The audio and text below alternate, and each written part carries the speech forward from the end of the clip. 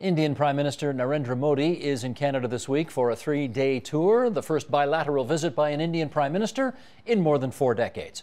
Joining us now for more on the significance of the visit and to give context to the cheers and jeers he's been receiving, Kantha Murali. She is professor in the Department of Political Science and Centre for South Asian Studies at the University of Toronto, and Kasi Rao, Vice President of the Asia Pacific Foundation of Canada and Director of its Toronto office. And we welcome both of you for the first time here on our program. And Kasi, good to see you again. You've been here before.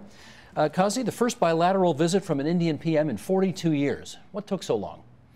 I think we've gone through a mix of ups and downs over the last 4 decades, but principally India's nuclear test in 1974 and then subsequently the Air India bombing in 1985, then a second round of tests in 1998. So I think over a period of 4 decades, there have been these two were the big files. It started turning around about 2000, 2002, and then with more intensity in the last 7 years. So Kantha, why did he feel now was the time to make a visit? I think this is a moment of economic opportunity for India. The platform itself on which he was elected last year was one of economic change. And right now, India is in this moment of a bit of an economic growth resurgence. It's expected to grow at between 6.5% and 7% over the next 2 years. And in that sense, it seems to be this is a relationship that hasn't been leveraged anywhere near enough in economic terms over the last 40 years to some extent, but particularly in this high growth phase of India's over the last 20 years. So in a sense, I feel like this is a visit that's primarily focused on pragmatic economic gains that both sides can make in a short to medium term. What do you think the purpose of his trip was? I think overwhelmingly economic, which is to be able to project both within India, but certainly to the world, that this is a new and changing India and that the economic development agenda is the agenda that he is focused on. Several Canadian politicians were quite desperate to be seen with him. Why do you think? I think a couple of reasons. Number one, there is, of course, the mass appeal that he commands. He's a gifted communicator, superb orator, and that is evident both in India and certainly within the diaspora communities to wherever he goes. I think the second reason is that there is obviously political implications domestically wherever he goes in terms of being seen closer to him and being in some proximity. And then finally, I would say is that, you know, Steve, we've moved in the case of India writ large to a state of, I would say, if I may use the phrase, strategic inevitability. I think as the center of gravity shifts from the Atlantic to the Pacific, I think India has emerged as an important country with which we need to build relations. So I think moving even beyond the diaspora phenomena and the political phenomena, I think getting the country-to-country relationship right is important. And I think politicians of all stripes recognize that. Kantha, your view on why so many politicians wanted to be seen with him?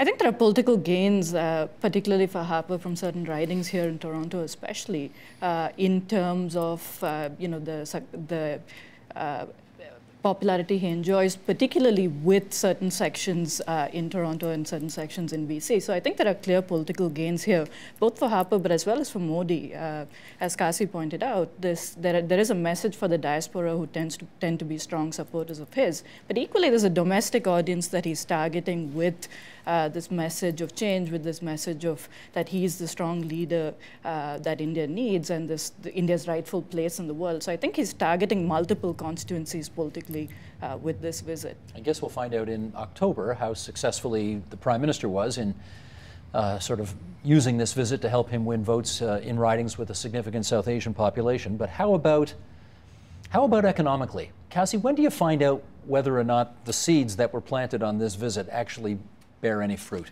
I think it's important to put it in perspective. As you noted at the very outset, it's taken us 4 decades to even get to this stage. And there have been hundreds, if I may say so, points of contact between Canada and India spanning various sectors, whether it's culture, higher education, and the economic side. What has been missing is a sense of sharper convergence of all of these strategies from a country-to-country perspective. So I see this because the economic numbers, the trade numbers are quite modest. it's $6 billion.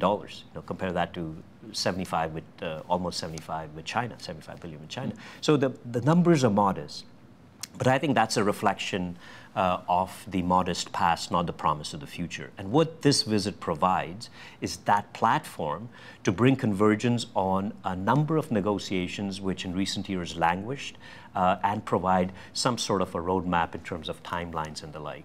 So I think that's the important part in terms of keeping perspective, but there's no doubt that there's a new platform that's been set.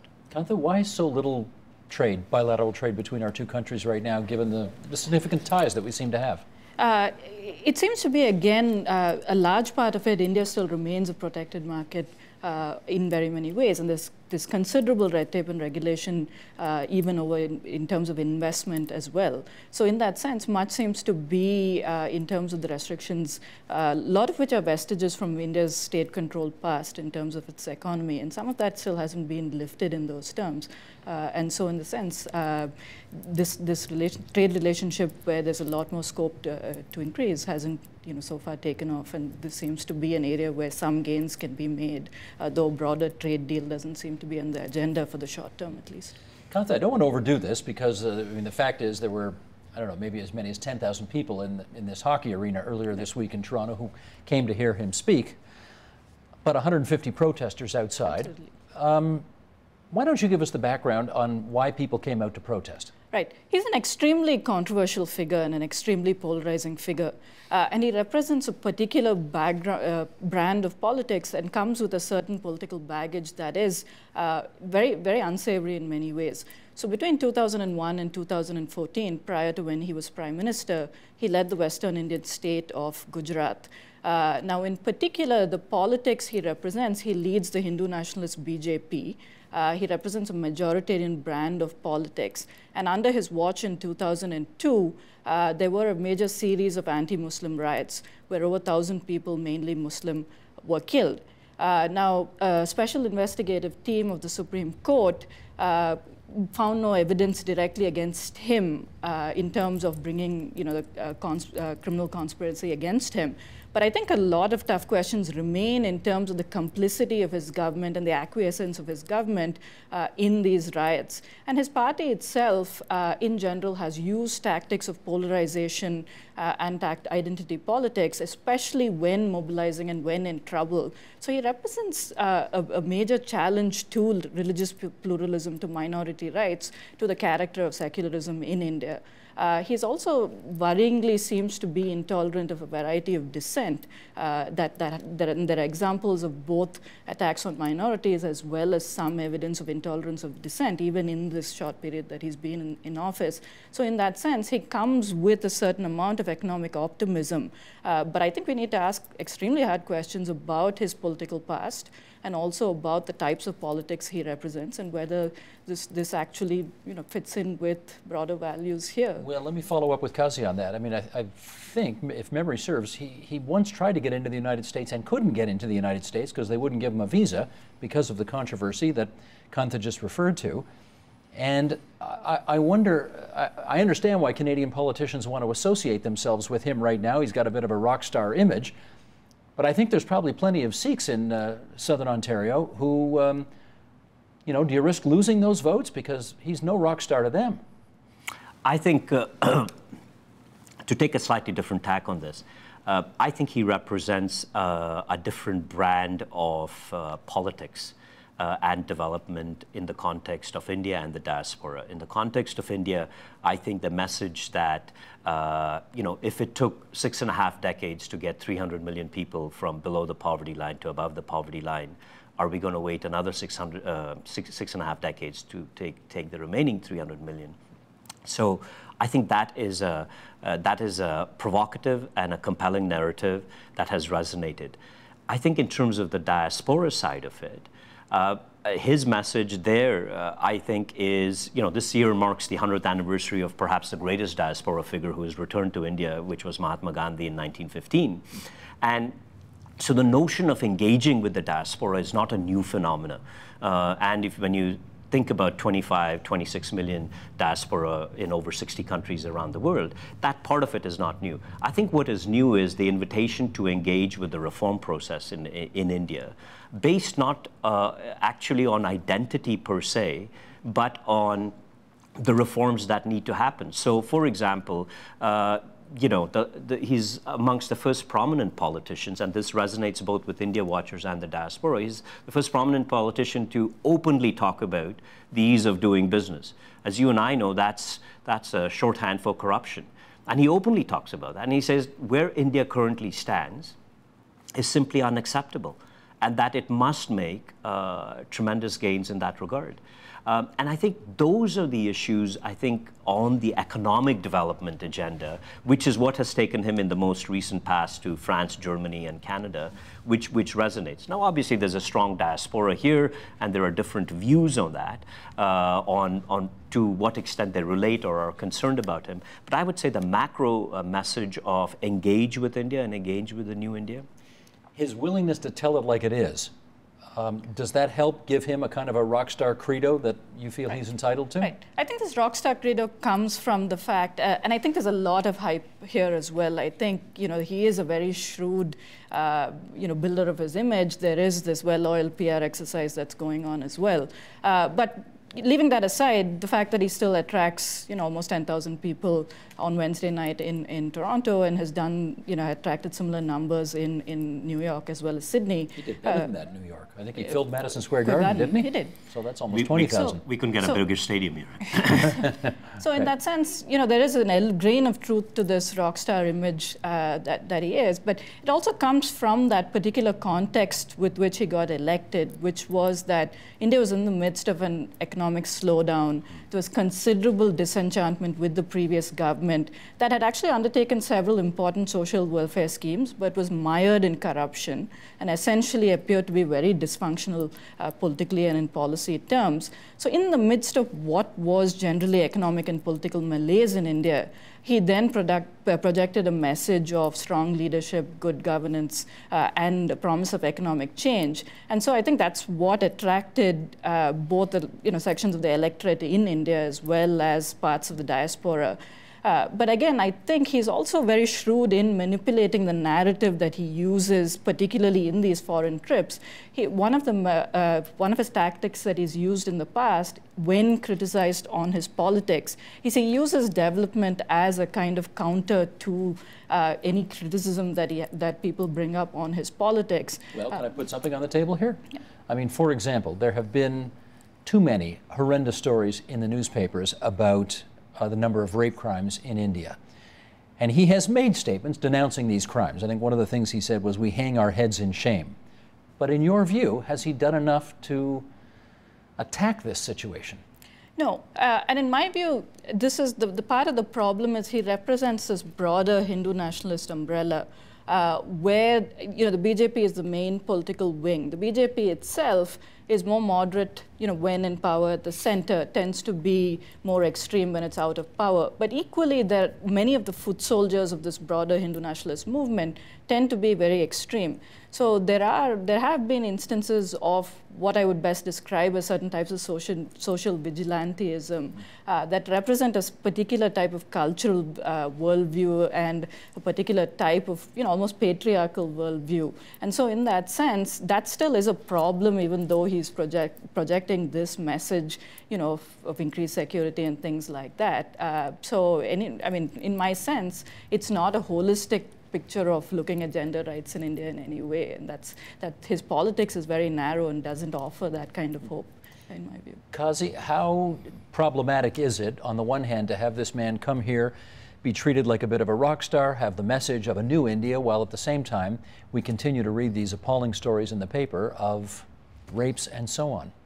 I think that's what his government will be measured on in terms of between the rhetoric and the reality, how that gap is bridged in terms of specific policy outcomes. But I think the case is absolutely true that, you know, there was a sense of policy stasis in the last 5 years. And that is what at least internationally, most importantly, he wishes to change.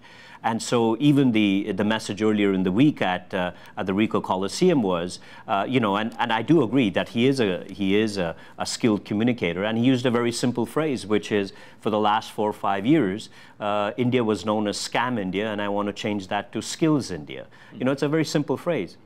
Same thing when, you know, he used the annual Independence Day speech fora in the country, which tend to be state affairs by Indian PMs. You know, they're dreary annual exercises, and he turned that into an absolutely provocative set of statements as to where the country needs to go.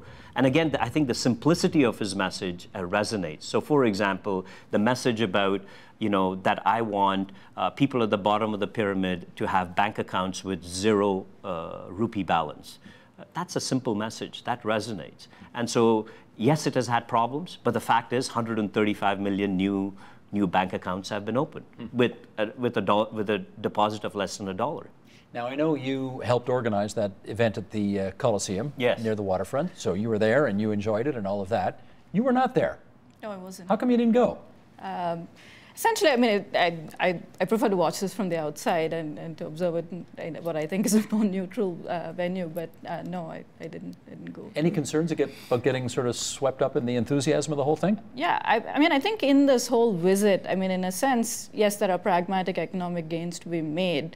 But for me, I think there are some worrisome signs in terms of what he represents. And in that sense, you know, political concerns or concerns about what he represents, how he challenges or is trying to reshape the ideas of India, for instance, which I think are central to India's success, democracy, religious pluralism, for instance.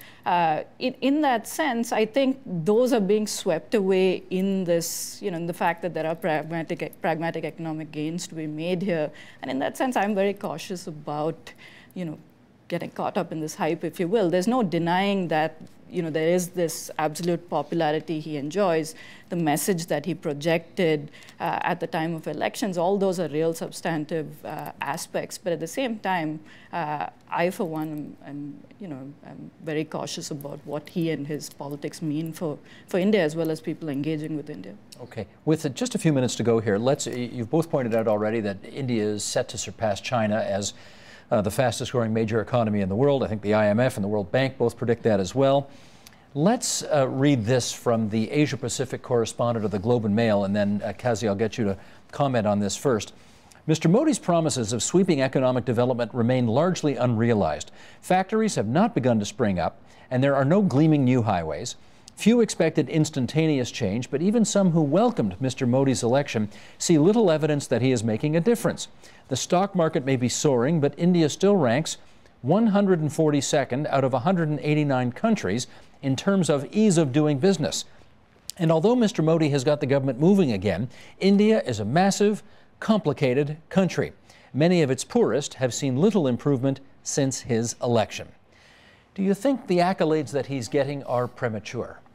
I think it's the burden of any new government that comes in with an emphatic majority, as he did for the first time in over 3 decades. So the expectations were high, and I think that's the challenge that any new government faces. So in the sense that more people were expecting starting in July of last year that he would make some announcements, and then subsequently in February of this year when the first budget was tabled.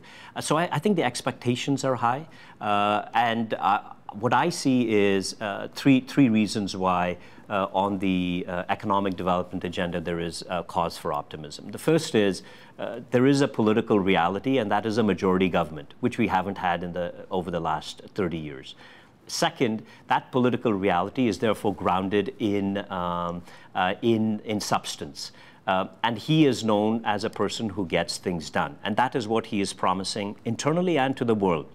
And that's what he'll be measured by. And the third is, I think you're seeing the smart money around the world start to bet on India again. So in particular, I would say the institutional investors who want to be a part of the infrastructure boom in India are recognizing this and are re-betting on India. Having said that, I think the 7% I think it's very welcome news, but again, I think it's important to put it in context in terms of the size of China and the size of India. They are two different sized economies, and so I think that is important to keep in mind, because there is a sense of euphoria about India, which I think should be contextualized, that befits the size of the country versus the size of of China. Gotcha. I want to thank both of you for coming in and sharing your thoughts on this most historic week in Canadian-Indian relations. Kanta Murali from the University of Toronto, Kazi Rao from the Asia Pacific Foundation. My thanks to you both. Thank you. Thank you. Support Ontario's public television. Donate at tvo.org.